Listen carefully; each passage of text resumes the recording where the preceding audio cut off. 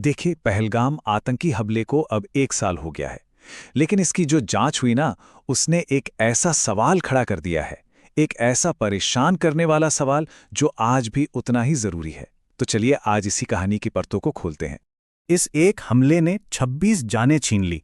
इनमें से 25 तो टूरिस्ट थे और एक एक थे वहीं के रहने वाले पोनी ऑपरेटर आदिल हुसैन शाह।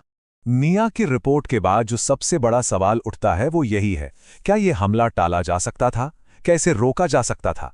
और यकीन मानिए, ये सवाल इस पूरी कहानी को देखने का हमारा नजरिया ही बदल देता है। तो कहानी शुरू होती है एक गद्दारी से, एक ऐसी मिलीभगत से जिसके बिना शायद आतंकवादियों के लिए हमला करना नामुमकिन होता। इस कहानी के जो विलेन हैं वो हैं दो लोकल पोनी ऑपरेटर, परवेज और बशीर। इन दोनों की मदद और इनकी खामोशी ने ही उन 3 आतंकवादियों के लिए रास्ता बनाया। और जानते हैं ये सब कितने में हुआ? सिर्फ 3,000 रुपए में। जी हां, सिर्फ 3,000 रुपए। मतलब इतनी छोटी सी रकम के लिए इन दोनों ने ना सिर्फ अपनी चुप्पी बेची, बल्कि उन आतंकवादियों की पूरी पूरी मदद की। मदद भी कुछ छोटी मोटी नहीं थी। उन्होंने उन आतंकवादियों को अपनी झोपड़ी, जिसे वहां ढोक कहते हैं, उसमें पनाह दी। अपने हाथों से चावल और टमाटर की सब्जी बनाकर खिलाई। टूरिस्ट कब आते जाते हैं इसकी सारी जानकारी दी। और सबसे खतरनाक, वो सब जानते थे कि ये लोग क्या करने वाले हैं, फिर भी खामोश रहे। यहीं पर यह कहानी 2 हिस्सों में बंट जाती है।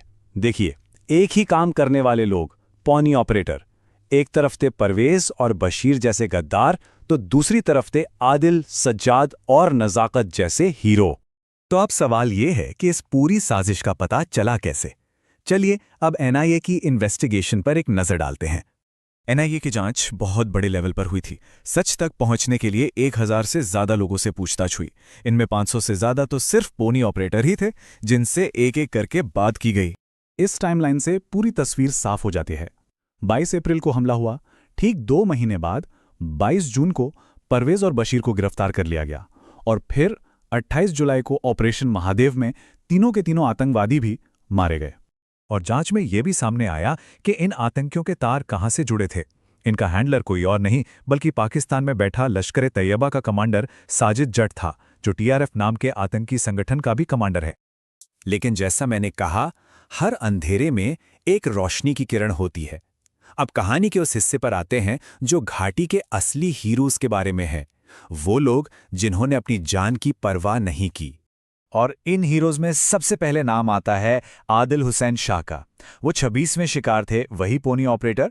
जब आतंकवादियों ने उनके टूरिस्ट पर बंदूक तानी तो वो ढाल बनकर सामने खड़े हो गए।